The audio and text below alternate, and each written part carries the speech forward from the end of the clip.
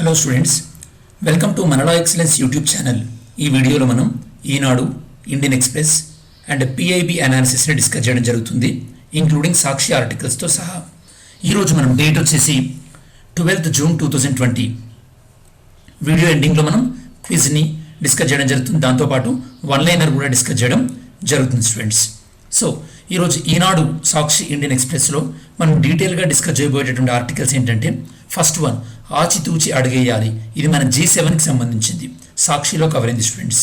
Second one క్రీడల్లో నైతిక పతనం, అంటే ఈ మధ్యలో స్పోర్ట్స్లో డోపింగ్ అనేది ఎక్కువైపోతుంది కదా, దాని గురించి ఈ ఆర్టికల్ కవర్ చేసింది స్టూడెంట్స్. థర్డ్ వన్ వలస కమిషన్, అసలు ఈ యొక్క వలస కమిషన్, మైగ్రెంట్ లేబర్ కమిషన్, దాని గురించి సాక్షి ఎడిటోరియల్లో కవర్ అయింది, అదేందో మనం చూద్దాం. ఫోర్త్ వన్ ఇండియా నేపాల్ సంబంధాల గురించి ఇండియన్ ఎక్స్ప్రెస్లో కవర్ అయింది, సో అది మనం డిస్కస్ చేయడం జరుగుతుంది. ఫిఫ్త్ వన్ ఇది మన ఇండియన్ గవర్నమెంట్ అనేది HRD, human resource development ministry వాళ్ళు ఈ యొక్క యూనివర్సిటీ ర్యాంకింగ్స్ ఇచ్చారు కదా, దాని గురించి డిస్కస్ చేస్తాం స్టూడెంట్స్. సిక్స్త్ వన్ రిజర్వేషన్ అనేది ఫండమెంటల్ రైట్ కాదు, కాబట్టి ఆర్టికల్ 32 యూజ్ చేయడానికి వీల్లేదు అని సుప్రీంకోర్టు చెప్పింది. ఇవి మనం డీటెయిల్గా డిస్కస్ చేస్తాం. వన్ లైనర్లో ఇక్కడ మీరు చూస్తున్నటువంటి భారత సంతతి శాస్త్రవేత్తకి వరల్డ్ ఫుడ్ ప్రైజ్, అలానే ఇంటర్నేషనల్ క్రిమినల్ కోర్టు అధికారులపై అమెరికా ఆంక్షలు, అలానే మాలియా ఏదైతే కనుక రెఫ్యూజీ కావాలని అడుగుతున్నాడో బ్రిటన్లో, దాన్ని పరిగణలోకి తీసుకోవద్దు అని బ్రిటన్ ప్రభుత్వానికి భారత్ సూచించింది.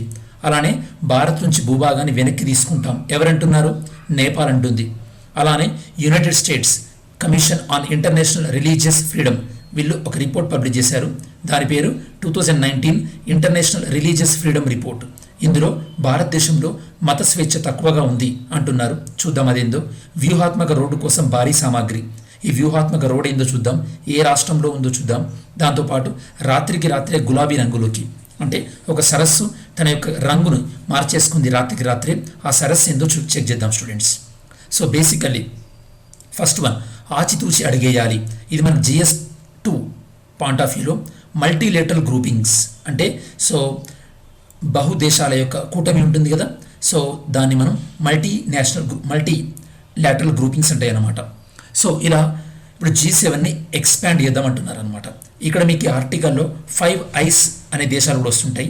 ఇదేంటంటే Australia, Canada, New Zealand, United Kingdom, US, వీళ్ళు ఏంటంటే ఇంటెలిజెన్స్ సమాచారాన్ని పంచుకుంటుంటారు. సో ఫస్ట్ వన్ మన లెసన్ ప్లాన్ ఏంటంటే call for expansion of G7 and China's objection. So G7ని పెంచాలి అంటున్నారు. సో ఫస్ట్ మీకు అర్థం కావాల్సింది ఏంటంటే స్టూడెంట్స్, G7లో ఉన్నటువంటి సభ్యత్వ దేశాలు ఏంటో మీకు తెలిసి ఉంటాయి అనుకుంటున్నాను, కాబట్టి నేను మళ్ళీ రిపీట్ చేయట్లేదు. సో G7 ఏదైతే ఉందో దాంట్లోకి ఆస్ట్రేలియా, సౌత్ కొరియా, రష్యా, ఇండియాలను తీసుకొని G11గా చేస్తే బాగుంటుందని అమెరికా ప్రపోజ్ చేయడం జరిగింది. ఓకే, వాటితో పాటు సో ఇక్కడ Australia and south Korea, so ఈ ఆస్ట్రేలియా అనేది మనం ఇందాక డిస్కస్ చేసినటువంటి 5 ఐస్లో ఒక భాగం అన్నమాట. సో ఈ ప్రపోజల్కి చైనా ఆబ్జెక్షన్ చెప్పడం జరిగింది, అంటే చైనాని కౌంటర్ చేయడానికే వీళ్ళు ఇలా చేస్తున్నారని చెప్పేసి. యాక్చువల్లీ చైనాకు G7లో మెంబర్షిప్ లేదు. సో ఈ విధంగా చైనా ఆబ్జెక్షన్ చెప్తుంది, ఏమని, మమ్మల్ని కౌంటర్ చేయడానికే అమెరికా ఈ ప్రపోజల్ తీస్తుంది అని చెప్పేసి. ఓకే, మరి అమెరికా యొక్క ఇంటెన్షన్స్ ఏంటి, అమెరికా యొక్క అసలు ఈ ఆలోచనలు ఏంటి? ఫస్ట్ వన్ ఏంటంటే గ్లోబల్గా ఇప్పుడు అమెరికాకి ప్యారలల్గా చైనా ఎదుగుతుంది కాబట్టి చైనాని కట్టడి చేయడానికి, అది ఫస్ట్ రీజన్. సెకండ్ వన్ ఏంటంటే ఈ యొక్క G7లో కొన్ని కంట్రీల పట్ల, కొన్ని దేశాల పట్ల అమెరికా అనేది అసంతృప్తిగా ఉందన్నమాట. సో కాబట్టి తన ఫ్రెండ్స్ ఎవరైతే ఉన్నారో ఇండియా, ఆస్ట్రేలియా, వీళ్ళని చేకూర్చడం ద్వారా గ్రూప్లో తన యొక్క ఆధిపత్యాన్ని పెంచుకోవడానికి అమెరికా చేస్తున్నటువంటి ప్రయత్నంలో ఇదొక భాగం అని చెప్పొచ్చు. అసలు మరి G7 ఎలా ఆవిర్భవించింది? ఇది ఎలా ఆవిర్భవించిందంటే స్టూడెంట్స్, ప్రపంచంలో ఉన్నటువంటి సమస్యలపైన చర్చించుకోవడానికి, ఆ యొక్క సమస్యలకి పరిష్కారాలు ఆలోచించడానికి ఈ గ్రూప్ బేసికల్లీ 1975లో ఏర్పాటవ్వడం జరిగింది. ఓకే, ఇది పరిణామ క్రమంలో ఏ విధంగా రూపాంతరం చెందుతూ వచ్చింది, ఎందుకంటే ఫస్ట్ ఇది G5 ఉండేది, దాని తర్వాత G6కి వెళ్ళింది, దాని తర్వాత G7, దాని తర్వాత G8, మళ్ళీ G8 నుండి ఇప్పుడు G7, ఇప్పుడు ఏమంటున్నారు G11 అంటున్నారు. సో ఎప్పుడైతే కనుక 6 రోజుల యుద్ధం, 6 డే వార్ జరిగిందో ఇజ్రాయెల్కి మరియు ఇస్లామిక్ దేశాలకి, మీకు ఇజ్రాయెల్ పాలస్తీనా ఇష్యూ బాగా అర్థమై ఉండాలి. సో ఇజ్రాయెల్ని కౌంటర్ చేయడానికి కోసం అని చెప్పేసి ముస్లిం దేశాలు ఇజ్రాయెల్తో 6 రోజులు, దీన్ని మనం 6 డే వార్ అంటారు అనమాట. ఇందులో 1973లో జరిగింది. ఈ వార్లో ఏం చేశాయంటే ముస్లిం దేశాలు ఈ యొక్క యూరోపియన్ దేశాలైనటువంటి ఇక యూకే కానీ, అలానే ఇటలీ కానీ, అలానే యుఎస్, కెనడా వీటిపైన ఆంక్షలు విధించింది. వీళ్ళకి ఆయిల్ మనం ఎక్స్పోర్ట్ చేయకూడదు అని ఆంక్షలు విధించడం జరిగింది. అలా ఆంక్షలు విధించడానికి కోసం చెప్పేసి ఈ యొక్క OPEC కూటమి తీవ్రమైనటువంటి నిర్ణయం తీసుకోవడం జరిగింది. దానివల్ల ఏమైంది, ఈ యొక్క యూరోపియన్ దేశాలు, అమెరికా, కెనడా ఇవి తీవ్రమైనటువంటి ఈ యొక్క ముడి చమురు యొక్క కొరతను, ఆయిల్ షార్టేజ్ని ఎదుర్కొన్నాయి. ఇలాంటి ప్రాబ్లంలని ఫేస్ చేయడానికి భవిష్యత్తులో ఎలా అని చెప్పేసి 1975లో ఏదైతే కనుక France, Germany, Italy, Japan and Britain, America ఇక్కడ మనం చూసినట్టయితే కనుక 6 దేశాలు ఈ విధంగా G6గా ఆవిర్భవించాయి. దాని తర్వాత ఇందులోకి నెక్స్ట్ ఇయర్ 1976లో కెనడా అనేది వచ్చి చేరింది. దాని తర్వాత 1973 తర్వాత ఈ యొక్క 1975లో G7 ఏర్పడడం, 76లో G6 ఏర్పడడం, దాని తర్వాత G7గా మారడం. దీని తర్వాత ఈ యొక్క చమురు సంక్షోభం అంటే ఆయిల్ క్రైసిస్ అనేది క్లియర్ అయిపోయిన తర్వాత ఈ G7 అనేది నెక్స్ట్ ఏం చేసిందంటే ఇరాన్, ఇరాక్ ఘర్షణలో తలదూర్చడం. దాంతోపాటు ఈ యొక్క సోవియట్ యూనియన్ 1979లో, ఈ యొక్క రష్యా 1979లో ఆఫ్ఘనిస్తాన్ని ఆక్రమించుకోవడానికి ట్రై చేసినప్పుడు G7 ఇన్వాల్వ్ అవ్వడం ఇలా జరిగిందనమాట. ఎప్పుడైతే కనుక USSR అంటే రష్యా ఫెడరేషన్ 1991లో విచ్ఛిన్న అయ్యే కన్నా ముందు అప్పుడు అధ్యక్షుడుగా ఉన్నటువంటి మైఖేల్ గోర్బచేవ్ని G7 ఆహ్వానించింది. ఈ మైఖేల్ గోర్బచేవ్ రోల్ అనేది రష్యా ఆఫ్ఘనిస్తాన్ని ఆక్యుపై చేసిన తర్వాత చరమాంకంలో అంటే ఆఫ్ఘనిస్తాన్ నుండి రష్యా వెళ్ళిపోయేటప్పుడు మైఖేల్ గోర్బచేవ్ రష్యా అధ్యక్షుడిగా అవుతాడనమాట. ఇతన్ని ఆహ్వానించడం జరిగింది G7లోకి. ఎవరిని? మైఖేల్ గోర్బచేవ్, రష్యా ప్రెసిడెంట్ అప్పుడు. అది కాస్త G8 అయింది. కాకపోతే ఎప్పుడైతే కనుక రీసెంట్గా 2013లో రష్యా అనేది క్రిమియా అనేది ఉక్రెయిన్లో ఒక ప్లేస్ అనమాట, దాన్ని ఆక్యుపై చేసుకుందో అప్పుడు ఈ యొక్క G8 నుండి రష్యాను బహిష్కరించడం జరిగింది. అప్పుడు కాస్త అదేమైంది, G7 అయింది. మరి G7కు ఉన్నటువంటి పరిమితులు ఏంది అంటే ఈ G7 ఏర్పడేటప్పుడు అభివృద్ధి చెందినటువంటి ధనిక దేశాల కూటమిగా ఏర్పడింది. మరి వీళ్ళ యొక్క పరిమితులు, వీళ్ళ యొక్క ఏ విషయంలో వీళ్ళు ఫెయిల్ అయ్యారు? ఫస్ట్ వన్ 2007-8 ఆ టైంలో వచ్చినటువంటి ఆర్థిక సంక్షోభాన్ని ఆపడంలో ఈ యొక్క కూటమి ఫెయిల్ అయింది. దానివల్ల ఏమైంది, G20 అనేది ఆవిర్భవించింది. దాని తర్వాత G20 కూటమి అనేది ప్రపంచానికి చాలా స్థిరత్వాన్ని, చాలా నమ్మకాన్ని కల్పించేటటువంటి కూటమిగా ఎదిగింది. ఆ పని G7 చేయలేకపోయింది. దాంతోపాటు ఈ యొక్క క్లైమేట్ చేంజ్, వాతావరణ మార్పు కానీ, లేదా COVID-19 లాంటి మహమ్మారిని నివారించడంలో కానీ, లేదా పశ్చిమ ఆసియాలో, వెస్ట్ ఏషియాలో ఈ యొక్క ప్రభుత్వ పతనాలను కానీ వీటన్నింటినీ నిలువరించడంలో G7 విఫలమైంది అని చెప్పొచ్చు. దాంతోపాటు ఈ G7 దేశాల్లోనే రిలీజ్ అవుతున్నటువంటి కార్బన్ డైఆక్సైడ్ అనేది ఆఫ్రికా ఖండంలో మొత్తంలో రిలీజ్ అయ్యేటటువంటి కార్బన్ డైఆక్సైడ్ కన్నా డబుల్ ఉందన్నమాట. అంటే వీళ్ళు ప్రపంచానికి ఆదర్శంగా నిలవాల్సినటువంటి ఈ దేశాలే ప్రపంచం ఎదుర్కొంటున్నటువంటి సమస్యలను పరిష్కరించడంలో తీవ్రంగా విఫలమవుతూ వచ్చారు. ఇది G7లో ఉన్నటువంటి లోటుపాట్లు. ఈ G7కి కౌంటర్గా, G7కి అపోజిట్గా చైనా తీసుకొచ్చినటువంటి ప్రయత్నమే SCO, షాంఘై కోఆపరేషన్ ఆర్గనైజేషన్. ఇందులో రష్యాకి మనకి సభ్యత్వం ఉంది, దాంతోపాటు మన పక్కన ఉన్నటువంటి పాకిస్తాన్ కూడా సభ్యత్వం ఉంది. ఎప్పుడైతే కనుక G7 మీటింగ్ని SCO, షాంఘై కోఆపరేషన్ ఆర్గనైజేషన్ మీటింగ్ని మనం కంపేర్ చేసినట్టయితే కనుక G7లో ఇక మీటింగ్స్, నిర్ణయాలు అనేవి అంత ఒక ప్రాపర్ ఫామ్లో లేవన్నమాట. అంటే ఆ నిర్ణయాలు, ఒక దేశం తీసుకున్నటువంటి నిర్ణయాలను ఇంకో దేశం బహిరంగానే విమర్శించడం స్టార్ట్ చేశాయి. దాంతోపాటు G7 దేశాలపైనే ట్రంప్ వచ్చిన తర్వాత వాటిపైన ట్యాక్స్ వేయడం కూడా ఎక్కువ చేయడం జరిగింది. దానివల్ల విత్ ఇన్ ద G7 కూటమిలోనే అసంతృప్తులు రావడం స్టార్ట్ అయ్యాయన్నమాట. ఎవరికి? అమెరికాకి వ్యతిరేకంగా. మరి ఈ పూర్వరంగంలో, ఈ పరిణామ క్రమంలో అమెరికా తన యొక్క ఆధిపత్యాన్ని పెంచుకోవడానికి G7ని విస్తరించుకోవడం ట్రై చేసింది. మరి ఆ క్రమంలో భారతదేశానికి ఎందుకు ఆహ్వానం వచ్చింది?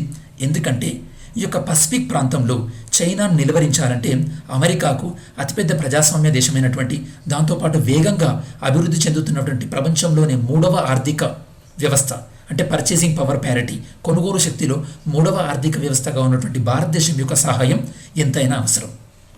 మరి ఈ యొక్క కొత్త ఆర్గనైజేషన్లో ఒకవేళ భారత్ చేరినట్టయితే కనుక, అంటే నిజంగానే G7, G10 కానీ G11 కానీ అయినట్టయితే కనుక మన భారతదేశం ఎలాంటి అంశాలపైన తన యొక్క ప్రాధాన్యతలను వ్యక్తం చేయవలసి ఉంటుంది.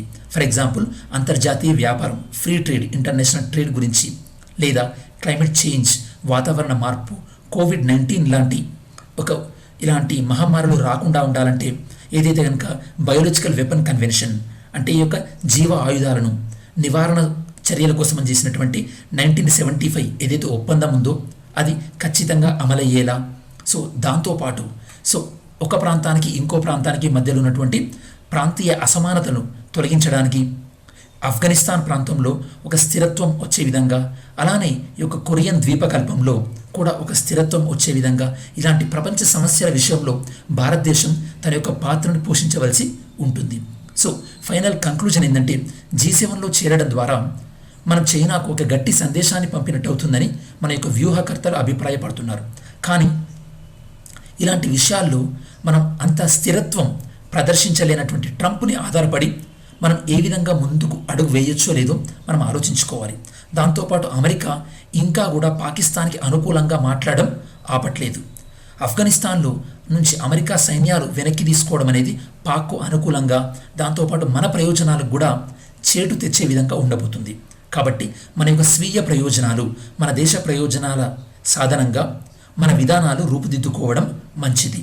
అది G7లో జాయిన్ అవ్వడం లేదా అవ్వకపోవడం ఏదేమైనప్పటికీ కూడా. సో ఈ న్యూస్ ఆర్టికల్లో మనం అసలు G7ని ఎవరు ఎక్స్పాండ్ చేయాలనుకుంటున్నారు, ఏ దేశాలను ఆహ్వానిస్తున్నారు, చైనాకు ఉన్నటువంటి ప్రాబ్లం ఏంటి, దాంతోపాటు యుఎస్ యొక్క ఇంటెన్షన్ ఆలోచనలు ఏంటి, G7 యొక్క లక్ష్యాలు, అది పరిణామక్రమం ఏ విధంగా చెందింది, దానిలో ఉన్నటువంటి లోటుపాట్లు, G7కి SCOకి ఉన్నటువంటి తేడాలు, దాంతోపాటు ఇండియాకి సభ్యత్వం ఇవ్వడానికి వెనకాల ఉన్నటువంటి రాజకీయ కోణాలు, ఈ యొక్క కొత్త సంస్థలో భారతదేశం ఎలాంటి పాత్రను పోషించాలి అని మనం డిస్కస్ చేస్తూ కంక్లూజన్ రిమార్క్స్ డ్రా చేయడం జరిగింది స్టూడెంట్స్.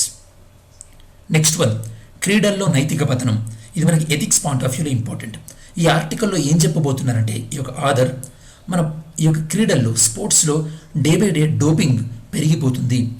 ఇది డోపింగ్ అనేది ఎక్కువ రష్యాకే పరిమితమైనటువంటి ఉండేది. మీరు బ్రదర్స్ అన్న సినిమా చూసుంటారు తెలుగులో. ఈ యొక్క హీరో పేరు మర్చిపోయాను స్టూడెంట్స్. బ్రదర్స్ అన్న సినిమాలో ఈ యొక్క రష్యాలో ఉన్నటువంటి డోపింగ్ చూపిస్తుంటారు అనమాట. సో మనం ఈ లెసన్ ప్లాన్లో ఏం డిస్కస్ చేద్దామంటే ఇంట్రడక్షన్ ఏంది, అసలు ఈ యొక్క ప్రాబ్లం, ఈ యొక్క సమస్య యొక్క తీవ్రత ఏంటి, అలానే రష్యా యొక్క డోపింగ్ విషయంలో దానికి ఉన్నటువంటి చరిత్ర ఏంటి, అలానే డోపింగ్ ప్రాబ్లం మన భారతదేశంలో ఏ విధంగా ఉంది, దీన్ని ఏ విధంగా నివారించాలి అని మనం డిస్కస్ చేద్దాం.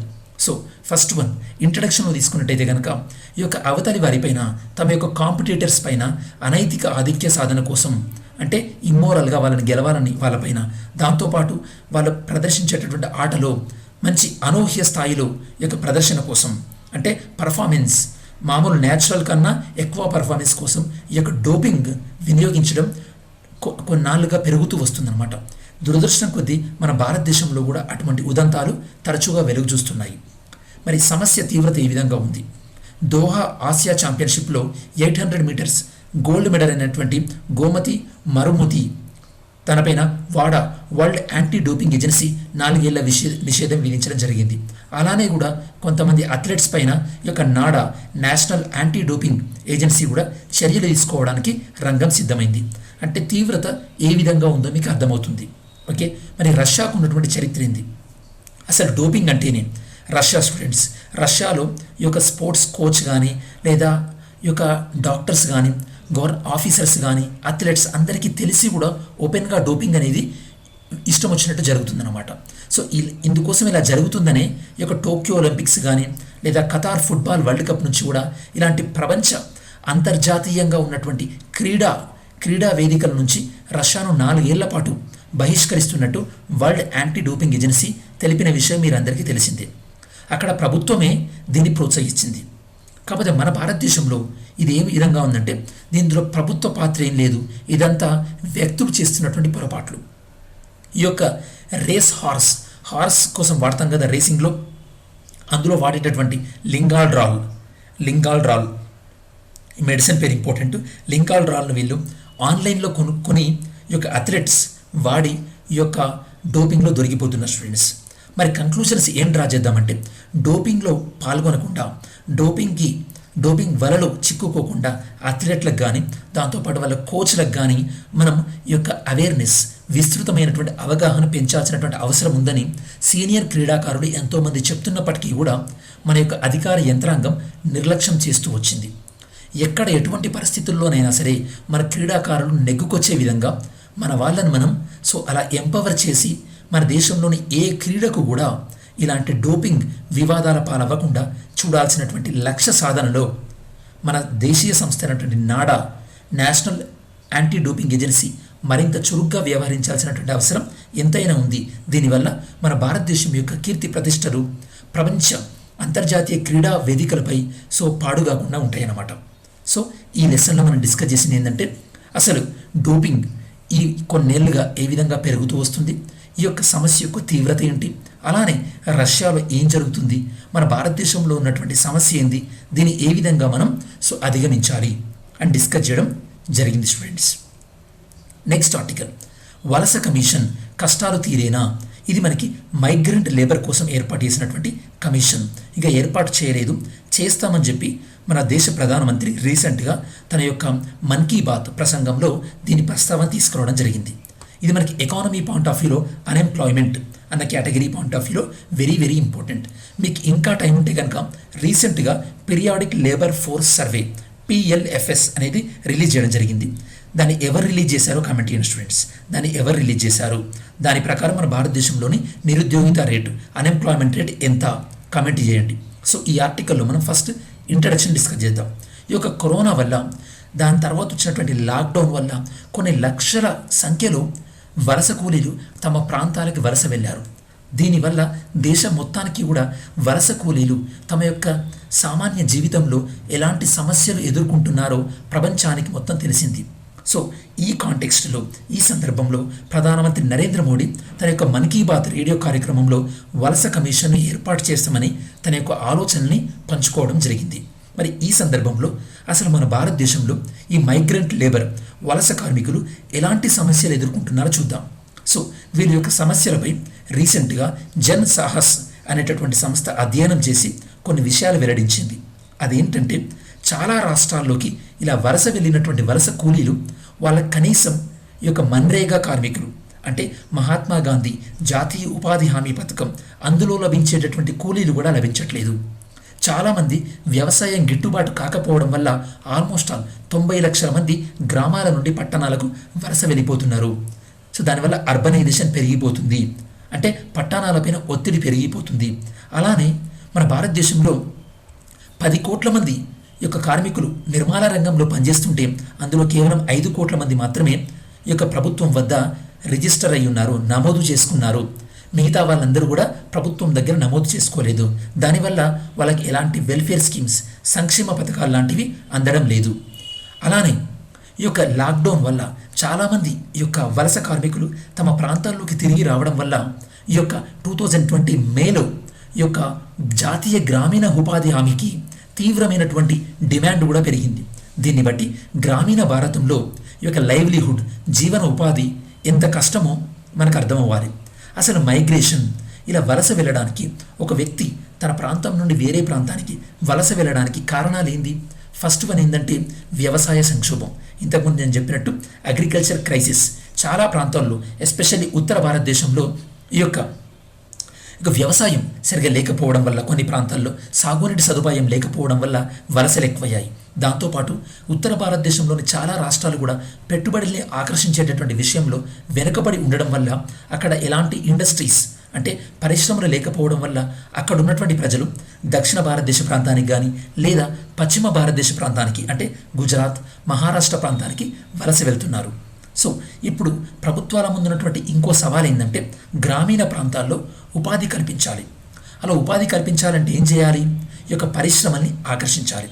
కాకపోతే ఇక్కడ ఒక తప్పు జరుగుతుంది. ఏంటంటే రీసెంట్గా ఉత్తరప్రదేశ్ లాంటి రాష్ట్రాలు పరిశ్రమని ఆకర్షించాలి అన్న నెపంతో, అన్న రీజన్తో లేబర్ రిఫార్మ్స్, కార్మిక చట్టాలను అందులో సంస్కరణలు తీసుకొద్దామని చెప్పేసి 3 సంవత్సరాల పాటు కార్మిక చట్టాన్ని రద్దు చేశారు. అంటే 3 సంవత్సరాల దాకా ఆ రాష్ట్రంలో కార్మిక చట్టాలు అనేవి ఉండవు. ఇది ఏ ప్రయత్నంలో భాగంగా చేశామంటున్నారు? ఈ యొక్క పెట్టుబడుల్ని ఆకర్షించే ప్రయత్నంలో భాగంగా మేము ఇలా చేశామంటున్నారు. కాకపోతే ఏ రాష్ట్రంలోనైతే కనుక కార్మికులకు రక్షణ ఉండదో అప్పుడు వాళ్ళు ఏం చేస్తారు, ఆటోమేటిక్గా మళ్ళీ మంచి వేతనాలు వచ్చేటటువంటి వేరే రాష్ట్రాలకి వలసపోతుంటారు. కాబట్టి ఈ విధంగా కార్మిక చట్టాలని కంప్లీట్గా ఎత్తివేయడం కాకుండా కార్మికులకు రక్షణనిస్తూ ఈ యొక్క పెట్టుబడుల్ని ఆకర్షించే విధంగా ప్రభుత్వాల ప్రయత్నం అనేది జరగాలి. మరి దీనికి సొల్యూషన్ ఏంది స్టూడెంట్స్? సొల్యూషన్ ఏంటంటే వలస కార్మికుల విషయంలో కేంద్ర రాష్ట్ర ప్రభుత్వాలు సమన్వయం చేస్తూ ముందుకెళ్ళాలి. అలానే ఎవరైతే గనక ఈ యొక్క కన్స్ట్రక్షన్ సెక్టార్లో ఉంటారో నమోదు చేసుకోలేదో వాళ్ళ పేర్లు, వాళ్ళని రిజిస్ట్రేషన్ చేసుకునే విధంగా ఎంకరేజ్ చేయాలి. అలానే ఉపాధి కోల్పోయినటువంటి ఇలాంటి వలస కూలీలు ఎవరైతే ఉన్నారో వాళ్ళకి ప్రధానమంత్రి సహాయ నిధి నుండి కనీస వేతనం అందాలి. అలానే వాళ్ళు బ్యాంకుల నుంచి తీసుకున్నటువంటి రుణాలను రుణమాఫీ చేయించాలి.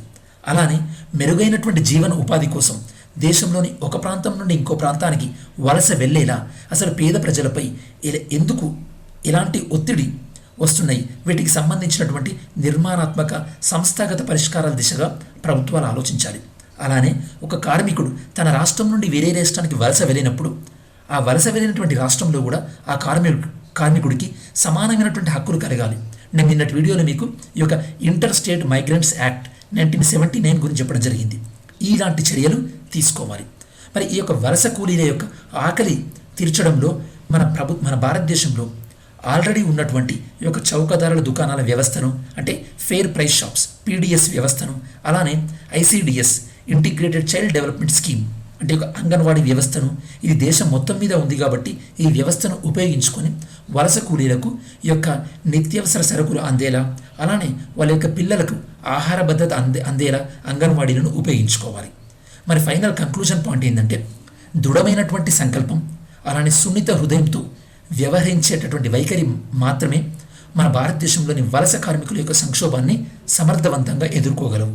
అంతే తప్పించి ఇలాంటి ప్రాథమిక సమస్యలను పరిష్కరించకుండా ఎన్ని కమిషన్లు ఏర్పాటు చేసినా కూడా, ఎన్ని పథకాన్ని ప్రారంభించినా కూడా వీళ్ళ యొక్క జీవితాల్లో మౌలికపరమైనటువంటి మార్పులు రావు. ఈ యొక్క ఆర్టికల్లో మనం డిస్కస్ చేసింది ఏంటంటే ప్రభుత్వం వలస కమిషన్ని ఏర్పాటు చేయాలనుకుంటుంది. అలానే వలస కార్మికుల యొక్క సమస్యలు ఏ విధంగా ఉన్నాయి, వాళ్ళు వలస వెళ్ళడానికి కారణాలేంటి, అలానే వీటికి భవిష్యత్తులో పరిష్కారాలేంటి, వీళ్ళ యొక్క ఫుడ్ సెక్యూరిటీ ఆహార సమస్యను ఏ విధంగా తీర్చాలి అంటూ మనం కంక్లూజన్ని డిస్కస్ చేయడం జరిగింది. 4th one, drawing the line. ఇది మన జిఎస్ పేపర్ 2లో ద్వైపాక్షిక సంబంధాలు బైలేటరల్ రిలేషన్స్ పాయింట్ ఆఫ్ వ్యూలో ఇంపార్టెంట్. ఈ ఆర్టికల్ దేని గురించి అంటే ఇండియా నేపాల్ గురించి అనమాట. ఇందులో మనం అసలు నేపాల్ ఏ విధంగా ఆవిర్భవించింది, నేపాల్ మన భారతదేశంతో 1750 కిలోమీటర్ల సరిహద్దు కలిగి ఉంది స్టూడెంట్స్. ఇది ఒకప్పుడు హిందూ రాజ్యంగా, దాని తర్వాత గోర్ఖా రాజ్యంగా, దాని తర్వాత రాచరిక పరిపాలనలో ఉండి మోనార్కీ, దాని తర్వాత ప్రజాస్వామ్యంలోకి అడుగుపెట్టి అందులో కూడా చాలా సంవత్సరాలు మావోయిస్టు హింసను ఎదుర్కొని ఇప్పుడిప్పుడే ప్రజాస్వామ్యం దిశలో ప్రయాణిస్తున్నటువంటి ఒక హిమాలయ రాజ్యం స్టూడెంట్స్ ఈ యొక్క నేపాల్ అనేది. నేపాల్ విషయంలో మీకు చాలాసార్లు చెప్పినట్టు మనకు 3 భూభాగాల విషయంలో వివాదం ఉంది. అదేంటంటే లింపియాదురా, లిపులేక్, అలానే కాలాపాని. ఈ మూడింటిని తమవే అని చెప్తూ నేపాల్ ఒక రాజ్యాంగ సవరణ బిల్లును తీసుకురావడం జరిగింది. అది నేపాల్ పార్లమెంటులోని దిగువ సభ లోవర్ హౌస్లో పాస్ అవ్వడం కూడా జరిగింది. ఈ సమస్య ఎక్కడొచ్చిందంటే భారతదేశ ప్రభుత్వం ఆర్టికల్ 370ని రద్దు చేస్తూ ఒక మ్యాప్ని రిలీజ్ చేయడం జరిగింది. ఆ మ్యాప్లో కాలాపానిని భారతదేశ భౌగోళిక ప్రాంతంలో ఒకటిగా అని చెప్తూ మ్యాప్ రిలీజ్ చేయడం జరిగింది. అక్కడ నుండి ఈ యొక్క ఘర్షణ పూరితమైనటువంటి వాతావరణం స్టార్ట్ అయింది. రీసెంట్గా ఈ యొక్క లిపులేక్ పాస్ గుండా భారతదేశ ప్రభుత్వం ఒక రోడ్డు మార్గాన్ని కూడా ఓపెన్ చేయడం జరిగిందనమాట. ఇది బేసికల్లీ కాంట్రవర్సీ. ఈ రోడ్డు మార్గం ఈ యొక్క మానస్ సరోవర్ యాత్రకి వెళ్ళడానికి సులువు చేయడానికి ఈ యొక్క రోడ్డు మార్గాన్ని ఓపెన్ చేయడం జరిగింది. ఈ రోడ్డు మార్గం లిపులేక్ పాస్ గుండా వెళ్తుంది. దాని తర్వాత ఈ యొక్క లిపులేక్ని, కాలాపానిని తమ ప్రాంతాలని చెప్తూ డైరెక్ట్గా నేపాల్ మ్యాప్ కూడా విడుదల చేయడం జరిగింది. బ్యాక్గ్రౌండ్లోకి వెళ్తే కనుక నేపాల్ వాళ్ళు ఏం చెప్తున్నారంటే సుగోరి ఒప్పందం ఎవరెవరి మధ్య జరిగింది? గోర్ఖా రాజ్యానికి మరియు ఈస్ట్ ఇండియా కంపెనీకి 1816 1816లో. ఆ ఒప్పందం ప్రకారం ఈ 3 ప్రాంతాలు, ఈ భూభాగాలు మాకే చెందుతాయి అని నేపాల్ తన యొక్క వాదనను వినిపిస్తుంది. ఆ యొక్క ఒప్పందం ప్రకారం ఉత్తరాఖండ్ భారతదేశానికి అప్పుడు ఉన్నటువంటి ఈస్ట్ ఇండియా కంపెనీకి వెళ్ళిపోయింది, మిగతా 3 ప్రాంతాలు ఇవి మాకే చెందుతాయని చెప్పేసి నేపాల్ యొక్క వాదన. ఈ సందర్భంలో మన భారతదేశం యొక్క మిలిటరీ జనరల్, ఆర్మీ జనరల్ ఈ మధ్యలో గత కొన్ని వారాల క్రితం ఎలాంటి వ్యాఖ్యలు చేశారంటే, నేపాల్ ఇంత ఘర్షణపూరితంగా వ్యవహరించడంలో వేరే దేశం పాత్ర ఏదైనా ఉండొచ్చు, అంటే ఇండైరెక్ట్గా చైనా ఉండొచ్చు అని తన అభిప్రాయాన్ని చెప్తూ హింట్ ఇవ్వడం జరిగింది. మరి ఈ సందర్భంలో భారతదేశానికి నేపాల్కి సంబంధాలు ఏ విధంగా వచ్చాయి 1950లో India Nepal peace and friendship ఒప్పందాన్ని చేసుకోవడం జరిగింది, శాంతి స్నేహ ఒప్పందం. దానివల్ల భారతదేశం నుండి నేపాల్కి, నేపాల్ నుండి భారతదేశానికి వెళ్ళడం రావడం ఈజీగా అయింది. దాంతోపాటు ఈ యొక్క నేపాలీలు కోసం సపరేట్గా గోర్ఖా రెజిమెంట్ అనే దాన్ని కూడా మనం ఒకటి క్రియేట్ చేయడం జరిగింది. దాంతోపాటు భారతదేశానికి చైనాకి మధ్యలో ఈ యొక్క వర్తక వాణిజ్యాలు కూడా ఈజీగా జరిగినాయి అన్నమాట. దీనివల్ల ఈ యొక్క ఒప్పందం వల్ల ఆ ఒప్పందం అనేది ఎప్పుడైతే కనుక నేపాల్లో కమ్యూనిస్టులు అధికారకు వచ్చారో, ఈ కమ్యూనిస్టులు రాజకీయ పరంగా, సైద్ధాంతిక పరంగా చైనాకి చాలా దగ్గరగా సారూప్యాన్ని కలిగి ఉండడం వల్ల చైనా ఆ యొక్క అవకాశాన్ని ఉపయోగించుకుంటూ ఈ యొక్క నేపాల్ చైనా యొక్క సంబంధాలు బలపడుతూ వచ్చాయి. అదే సందర్భంలో నేపాల్ ఇండియా యొక్క సంబంధాలు రాను రాను తీవ్రమైనటువంటి ఒత్తిడికి గురవుతూ వచ్చాయన్నమాట. నేపాల్ ప్రాంతీయ పార్టీలు, నేపాల్లో ఉన్నటువంటి పొలిటికల్ పార్టీలు కూడా ఈ యొక్క కాలాపాని ఇష్యూ తొందరగా సాల్వ్ కావాలని కూడా అనుకోవట్లేదు. ఎందుకంటే దీన్ని ఒక రాజకీయ కోణంగా వారు చూస్తూ దీని ఒక రాజకీయ ఆయుధంగా వాడుకోవాలని కూడా చూస్తున్నారు. ఇది నేపాల్ ప్రాంతంలో ఉన్నటువంటి రాజకీయ పార్టీల యొక్క వైఖరి. అసలు ఈ యొక్క కాలాపాని లింపియాదురా లిపులేక్ ఈ విషయంలో సుగౌరి ఒప్పందాన్ని చూపిస్తూ నేపాల్ ఇంకొన్ని ఆబ్జెక్షన్స్, సో వాటిని కూడా రేజ్ చేయడం జరిగింది. నేపాల్ రేజ్ చేసినటువంటి ఆబ్జెక్షన్స్ ఏంటంటే, లిపులేక్ వెంబడి 80 కిలోమీటర్ల రోడ్డు మీరు వేశారు కదా, ఈ విషయంలో మీరు ఇంత సీక్రసీ ఎందుకు మెయింటైన్ చేశారు అని ఇండియన్ గవర్నమెంట్ క్వశ్చన్ చేయడం జరిగింది.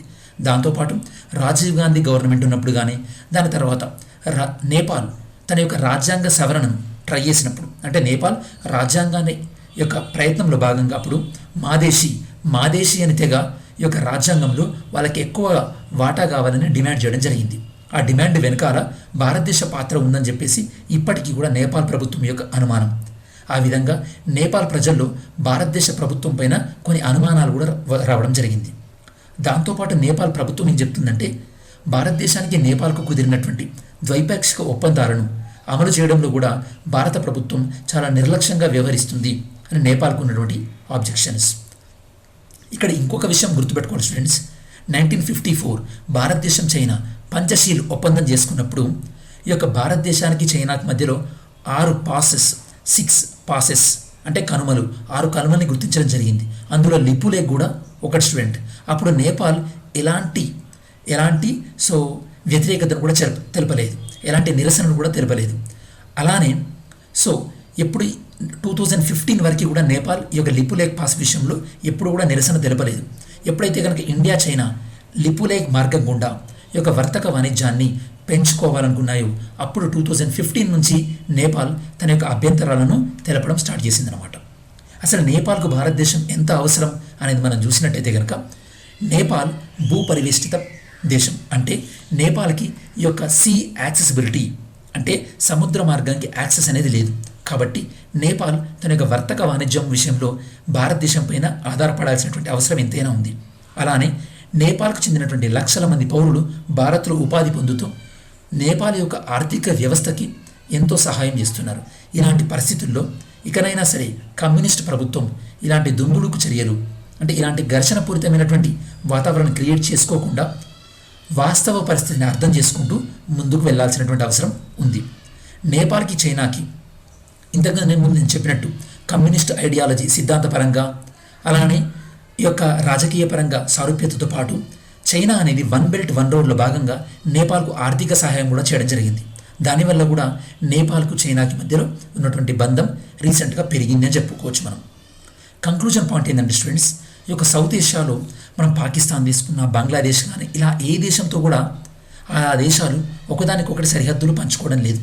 కానీ ఈ అన్నింటితో కూడా భారత్కి ఒక సరిహద్దులు ఉన్నాయన్నమాట, కామన్ బౌండరీస్ ఉన్నాయి.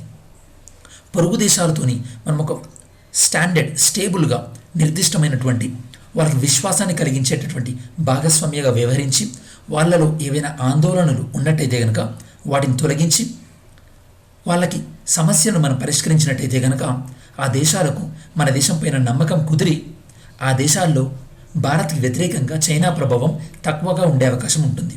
బెస్ట్ ఎగ్జాంపుల్ బంగ్లాదేశ్ కానీ లేదా ఆఫ్ఘనిస్తాన్ కానీ ఈ దేశాల్లో. సో మనం ఈ యొక్క లెసన్ ప్లాన్లో ఇవన్నీ కూడా మనం డిస్కస్ చేయడం జరిగింది స్టూడెంట్స్. ఇది మనకి ఈరోజు ఇండియన్ ఎక్స్ప్రెస్ ఎడిటోరియల్లో కవర్ అయింది. Next one, India rankings 2020. ఇది మనకు జిఎస్ పేపర్ 2లో ఎడ్యుకేషన్ పాయింట్ ఆఫ్ వ్యూలో ఇంపార్టెంట్. ఏంటి ర్యాంకింగ్స్? ఈ ర్యాంకింగ్స్ని ఎవరిచ్చారంటే స్టూడెంట్స్ బేసికల్లీ ఎంహెచ్ఆర్డి కేంద్ర మానవ వనరుల అభివృద్ధి సంస్థ ఈ ర్యాంకింగ్ను ప్రకటించింది. ఈ ర్యాంకింగ్ ఏంటంటే దేశంలో ఉన్నత విద్యా సంస్థలకు ర్యాంకింగ్ ప్రకటించారు. ఇలా ప్రకటించడం 5వసారి స్టూడెంట్స్. మొత్తం 10 కేటగిరీల్లో ప్రకటించారు. మొత్తం ఓవరాల్గా ఫస్ట్ వచ్చింది ఏంటంటే ఐఐటి మద్రాస్, బాగా గుర్తుపెట్టుకోండి. అది యూనివర్సిటీలలో ఫస్ట్ వచ్చింది IISc, Indian institute of science Bengaluru. Engineering కాలేజీలలో మళ్ళీ ఐఐటి మద్రాస్, మేనేజ్మెంట్లో ఐఐఎం అహ్మదాబాద్. సో అలానే మెడికల్ కాలేజీలలో AIIMS, all India institute of medical sciences New Delhi. అలానే లా కాలేజ్లో national law school of Indian university Bengaluru. ఇలా 10 కేటగిరీలలో మొత్తం ర్యాంకింగ్స్ ఇవ్వడం జరిగింది. సో ఈ యొక్క ఓవరాల్ టాప్ వచ్చింది మద్రాస్. మరి ఇలా ర్యాంకింగ్ దేనికి ఉపయోగపడుతుంది స్టూడెంట్స్ అంటే, ర్యాంకులు ప్రకటించడం వల్ల ఏ విద్యా సంస్థలో చేరాలి అన్నది విద్యార్థులకు క్లారిటీ ఉంటుంది. దాంతోపాటు విద్యా సంస్థల మధ్య ఒక ఆరోగ్యకరమైనటువంటి పోటీతత్వాన్ని పెంచడానికి కూడా ఈ ర్యాంకింగ్ అనేది ఉపయోగపడుతుంది స్టూడెంట్స్. నెక్స్ట్ ఆర్టికల్ చూసినట్టయితే కనుక రిజర్వేషన్ ప్రాథమిక హక్కు కాదు. ఇది మనకి ఇండియన్ పాలిటీలో చాలా చాలా ఇంపార్టెంట్ స్టూడెంట్స్. సుప్రీంకోర్టు ఏం చెప్పిందంటే రిజర్వేషన్ అనేది ప్రాథమిక హక్కు కాదు, కాబట్టి దీన్ని మీరు ఆర్టికల్ 32ని ఉపయోగించుకొని కోర్టులో సవాలు చేయడానికి వీల్లేదు. ఎప్పుడైతే కనుక మనకు ప్రాథమిక హక్కులు ఉల్లంఘించబడతాయో అంటే ఫండమెంటల్ రైట్స్ వైలేట్ అవ్వబడతాయో అప్పుడు మన ఆర్టికల్ 32 రిట్ని ఉపయోగించుకొని జరుగుతుంది. ఇక్కడ సుప్రీంకోర్టు ఏం చెప్పిందంటే రిజర్వేషన్ అనేది ప్రాథమిక హక్కు కాదు కాబట్టి దీన్ని ఆర్టికల్ 32 కింద సవాల్ చేయడానికి వీల్లేదు అని తమిళనాడు వైద్య కళాశాలలో ప్రవేశాల విషయమై అక్కడి రాజకీయ పార్టీలు చేసినటువంటి పిటిషన్ల సందర్భంగా ఈ వ్యాఖ్యానాలు చేసింది. ఆ కేసు ఏందో మీకు అవసరం లేదు, మీకు ఓన్లీ అర్థం కావాల్సింది reservations are not fundamental rights అని సుప్రీంకోర్టు చెప్పింది. దీన్ని ఆర్టికల్ 32కి యూజ్ చేసుకోవడానికి వీలు లేదు అంటే మీనింగ్ ఏంది, హైకోర్టులో ఆర్టికల్ 226 కూడా యూజ్ చేసుకోవడానికి వీల్లేదు. రిట్స్ అని మీకు చెప్పాను కదా స్టూడెంట్స్, మొత్తం ఎన్ని రకాల రిట్స్ ఉంటాయో మీరు కామెంట్ చేయండి students. Total number of writs ఎన్ని ఉంటాయో మీరు కమెంట్ చేయండి. నెక్స్ట్ వన్ లైనర్స్లో మనం ఏంటంటే భారత సంతతి శాస్త్రవేత్తకి 2020 వరల్డ్ ఫుడ్ ప్రైజ్ రావడం జరిగింది. ఇతను ఈ యొక్క సాయిల్ హెల్త్ విషయంలో అంటే ఈ యొక్క మృత్తిక అంటే భూమి యొక్క హెల్త్ విషయంలో ఫెర్టిలిటీ ఎలా పెంచాలి దానిపైన రీసెర్చ్ చేయడం జరిగింది. ఇతని యొక్క పేరు రతన్ లాల్. ఈ యొక్క ప్రైజ్ కింద ఇతనికి 2.5 lakh అమెరికన్ డాలర్స్ ఇవ్వడం జరుగుతుంది. సెకండ్ వన్, అంతర్జాతీయ క్రిమినల్ కోర్టు అధికారులపై అమెరికా ఆంక్షలు. దేవరిపైన ఇంటర్నేషనల్ క్రిమినల్ కోర్టు పైన వారి యొక్క అధికారులపైన అమెరికా ఆంక్షలు. ఎందుకంటే ఇంటర్నేషనల్ క్రిమినల్ కోర్టు ఈ యొక్క అధికారులు అమెరికా సిబ్బందిని ప్రాసిక్యూట్ చేశారనమాట. ఎందుకు ప్రాసిక్యూట్ చేశారు? ఎందుకంటే కొంతమంది అమెరికా అధికారులు వీళ్ళు ఆఫ్ఘనిస్తాన్లో ఉన్నప్పుడు, ఎందుకంటే మీకు తెలుసు స్టూడెంట్స్ అమెరికా అనేది ఆఫ్ఘనిస్తాన్లో ఉండడం జరిగింది. ఆఫ్ఘనిస్తాన్లో ఉన్నప్పుడు వాళ్ళు కొన్ని యొక్క క్రైమ్స్ అంటే నేరాలు చేశారు అని వాళ్ళను ప్రాసిక్యూట్ చేశారన్నమాట ఈ అధికారులు. అమెరికా ప్రభుత్వం ఏం చెప్తుందంటే మేము ఐసీసీ ఇంటర్నేషనల్ క్రిమినల్ కోర్టులో సభ్యత్వం లేదు కాబట్టి మా అధికారులను మీరు ఎలా ప్రశ్నిస్తారు, ఎవరైతే కనుక మా అధికారులను ప్రశ్నించారో వాళ్ళపైన మేము ఇలాంటి ఆంక్షలు విధిస్తున్నాం అని చెప్పేసి అమెరికన్ ప్రభుత్వం వాళ్ళపైన ఆర్థికపరమైన దాంతోపాటు ప్రయాణపరమైనటువంటి ఆంక్షలు విధించడం జరిగింది. ఇక్కడ మీకు ఐసీసీ ఇంటర్నేషనల్ క్రిమినల్ కోర్ట్ దానికి హెడ్ క్వార్టర్ ఎక్కడుందో మీరు కమెంట్ చేయండి students. Next Vijay Mallya British ప్రభుత్వానికి రెఫ్యూజీ అంటే నాకు ఆశ్రయం ఇవ్వండి అని విజ్ఞప్తి చేశాడనమాట. యాక్చువల్లీ దాన్ని పరిగణలోకి తీసుకోకండి అని భారతదేశ ప్రభుత్వం బ్రిటన్ని కోరింది. ఎందుకంటే మన భారతదేశంలో తను జీవించడానికి వీల్లేక బ్రిటన్కు వెళ్ళలేదు. భారతదేశంలో ఆర్థికపరమైనటువంటి నేరం చేసి అతను అక్కడికి వెళ్ళాడు కాబట్టి బ్రిటన్ ప్రభుత్వం అతన్ని డిపోర్ట్ అంటే మీనింగ్ ఏంటంటే ఎవరైనా ఒక వ్యక్తి ఒక దేశంలో నేరం చేసి వచ్చినప్పుడు తిరిగి ఆ దేశానికి పంపించడాన్ని మనం డిపోర్టేషన్ అంటారు. విజయ్ మాల్యాను తిరిగి మాకు అప్పగించండి, అతనికి ఆశ్రయం ఇవ్వాలి అన్నటువంటి ఆ పిటిషన్ని మీరు పట్టించుకోవద్దు, ఆ విజ్ఞప్తిని పరిశీలించొద్దు అని భారత ప్రభుత్వం చెప్తుంది స్టూడెంట్స్. మీకు 3 వర్డ్స్ అర్థం కావాలి ఇంగ్లీష్లో. రిపాట్రియేషన్ ఒకటి, డిపోర్టేషన్ ఒకటి, దాంతోపాటు ఎక్స్ట్రడిషన్. ఈ 3 వర్డ్స్ పైన నేను ఒక స్పెషల్ వీడియో 3 minutes వీడియో చేస్తాను, మీకు ఈజీగా అర్థమవుతుంది. Next one, 4th one, Bharat నుంచి భూభాగాన్ని వెనక్కి తీసుకుంటాం. ఎవరు చెప్తున్నారు? నేపాల్ ప్రధానమంత్రి కేపీ శర్మ ఓలీ చెప్తున్నారన్నమాట. ఏదైతే కనుక వివాదాస్పద ప్రాంతాలు 3 ఉన్నాయని చెప్పాను కదా, ఆ ప్రాంతాలన్నింటినీ కూడా దౌత్యపరంగా దాంతోపాటు చారిత్రాత్మక వాస్తవాలు చూపెట్టి ఆ ప్రాంతాలని మేము తీసుకుంటాం అని చెప్పేసి నేపాల్ ప్రధాని స్పష్టం చేయడం జరిగింది. 5th వన్, ఇది అమెరికాకు సంబంధించింది. అమెరికాలోని ఒక సంస్థ, దాని పేరు ఏంటంటే United states commission on international religious freedom, USCIRF. వీళ్ళొక నివేదికను పబ్లిష్ చేయడం జరిగింది. ఏందది? 2019 ఇంటర్నేషనల్ రిలీజియస్ ఫ్రీడమ్ రిపోర్ట్, 2019 అంతర్జాతీయ మత స్వేచ్ఛ నివేదిక. దీనిలో వీళ్ళు ఏం చెప్పారంటే భారతదేశంలో మత స్వేచ్ఛ ఎక్కువగా లేదు. ఎందువల్ల అంటే ఆర్టికల్ 370 విషయంలో కానీ, సిటిజన్షిప్ అమెండ్మెంట్ యాక్ట్ విషయంలో కానీ ఈ పరిణామాలను చూస్తే భారతదేశంలో మత స్వేచ్ఛ ఉన్నట్టుగా మాకు అనిపించట్లేదు అని వీళ్ళు చెప్తున్నారు. అసలు బేసికల్లీ వీళ్ళు మనకు చెప్పే కన్నా ముందు అసలు వీళ్ళ దేశంలో ఏం జరుగుతుందో అసలు వాళ్ళు చూసుకోవాలి స్టూడెంట్స్. మీరు జార్జ్ ఫ్లాయిడ్ సంఘటన ఏందో మీరు ఆల్రెడీ చూసుంటారు, అవునా కాదా? సో మీకు ఇక్కడ క్వశ్చన్, భారతదేశంలోని భారత రాజ్యాంగంలోని ఏ ఆర్టికల్ నుంచి ఏ ఆర్టికల్ వరకు మత స్వేచ్ఛ గురించి చెప్తుంది? నెక్స్ట్ 6th, వ్యూహాత్మక రోడ్డు కోసం భారీ సామాగ్రి. ఈ వ్యూహాత్మక రోడ్డు పేరు ఏంటంటే మున్సియారీ బుగ్డియార్ మిలాం రోడ్స్. మున్సియారీ బుగ్డియార్ మిలాం రోడ్. ఏ ప్రాంతంలో ఇది? ఉత్తరాఖండ్. మనకు ఆ రాష్ట్రం ఇంపార్టెంట్, ఉత్తరాఖండ్ పితోర్గఢ్ జిల్లా. ఇదేంటంటే ఈ రోడ్ అనేది ఇండియా చైనాకి మధ్యలో అతి సమీపంలో చేరుకునేందుకు ఈ రోడ్డు ఉపయోగపడుతుంది అనమాట. ఈ రోడ్డు వేద్దామంటే కొన్ని బండరాళ్ళు అడ్డు రావడం వల్ల వాటిని తొలగించడానికి భారీ సామాగ్రిని తీసుకువెళ్ళడం జరిగింది. మరి ఈ రోడ్డును ఎవరేస్తున్నారు? Border road organisation, BRO. ఇది డిఫెన్స్ మినిస్ట్రీ పరిధిలో పనిచేస్తుంది. నెక్స్ట్ వన్, రాత్రికి రాత్రే గులాబీ రంగులోకి. ఇక్కడ మనం ఒక సరస్సు గురించి డిస్కస్ చేస్తున్నాం. ఈ సరస్సు భారతదేశంలోని మహారాష్ట్ర రాష్ట్రంలోని ఉన్నటువంటి లోనార్ సరస్సు. ఈ లోనార్ సరస్సు అనేది 50,000 సంవత్సరాల క్రితం ఏర్పడింది. మన భూమిని మిటియోర్ అంటే ఒక ఉల్కా తాకడం వల్ల ఈ సరస్సు ఏర్పడింది. అది ఉన్నట్టుండి గులాబీ రంగులోకి మారిపోయింది. ఇది ఈ యొక్క వాతావరణ మార్పు వల్ల అని ఈ యొక్క శాస్త్రవేత్తలు చెప్తున్నారు స్టూడెంట్స్. వాతావరణ మార్పు వల్ల, అలానే ఆల్గే ఇట్లాంటి వాటి వల్ల ఇది మారింది. ఇలా మారడం ఇది కొత్త ఏం కాదు, ఇలా ఇదివరకు కూడా మారింది అని శాస్త్రవేత్తలు చెప్తున్నారు. మనకి ఎగ్జామినేషన్ పాయింట్ ఆఫ్ వ్యూలో లునార్ లేక్ ఎక్కడుంది? దాంతోపాటు మీకు క్వశ్చన్, దీనికి యునెస్కో వరల్డ్ హెరిటేజ్ సైట్గా గుర్తింపు ఉందో లేదో చెక్ చేసి కామెంట్ చేయండి. ఓకే, నెక్స్ట్ మనం లాస్ట్ వీడియోలో డిస్కస్ చేసినటువంటి క్వశ్చన్స్కి క్విజ్ ఆన్సర్ చూద్దాం. Consider the following statement. A national పార్క్ని టైగర్స్కి స్వర్గం, టైగర్ హెవెన్ అంటారు? అది ఆల్మోస్ట్ ఆల్ 32 కొండ ప్రాంతాల్లో విస్తరించి ఉందన్నమాట. ఇక్కడ టైగర్సే కాకుండా ఇండియన్ బైసాన్ అంటే దున్నపోతు అలాంటి కొన్ని జంతువులకు కూడా ఇదొక ఆవాస ప్రాంతం. ఈ ఆవాస ప్రాంతాన్ని నచ్చి ఒడిస్సా నుండి ఈ యొక్క టైగర్ రిజర్వ్కి కొన్ని ఎలిఫెంట్స్ కూడా వలస వెళ్ళడం జరిగింది. ఇది ఏ నేషనల్ పార్క్ సంబంధించింది? ఈ డిస్క్రిప్షన్ అంతా కూడా బాంధవ్గర్ నేషనల్ పార్క్కి సంబంధించింది. So answer is C. Second one, insolvency bankruptcy code. దీని ప్రకారం సరైనటువంటి వాక్యం ఏంది? ఇది వ్యక్తులకు దాంతోపాటు పరిశ్రమలకు వర్తిస్తుంది. సెకండ్ వన్, ఇందులో లోన్ ఇచ్చిన వ్యక్తి అయినా లేదా లోన్ తీసుకున్న వ్యక్తి అయినా సరే దీని ప్రకారం ఈ కోడ్ ప్రకారం దివాలా చట్టాన్ని స్టార్ట్ చేయొచ్చు, ప్రొసీడింగ్స్ని.